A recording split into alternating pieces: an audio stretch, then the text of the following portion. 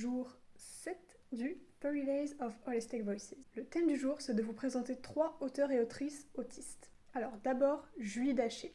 Elle est notamment connue pour avoir écrit une BD qui s'appelle La différence invisible, ainsi que ce livre dont le titre est Dans ta bulle, les autistes ont la parole, écoutons-les, que j'ai adoré. C'est un ouvrage qui mélange à la fois rencontres, témoignages et savoir académique dont elle s'est servie notamment pour écrire sa thèse sur l'autisme. J'adore son point de vue sur l'autisme qu'elle considère comme, je cite, une différence de fonctionnement pathologisée par une société obsédée par la normalité. Oui, mon chat. Toi aussi, tu veux parler?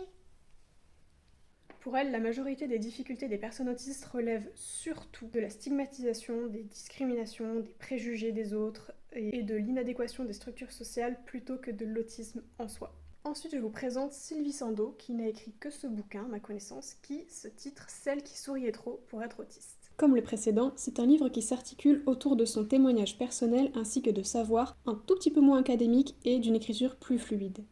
Elle y parle de son expérience en tant que femme diagnostiquée tard d'autisme dit de haut niveau, de l'errance médicale qu'elle a subie et surtout des biais de genre. C'est un livre qui légitimise beaucoup les vécus et qui redonne de l'espoir après avoir été malmenée par le corps médical.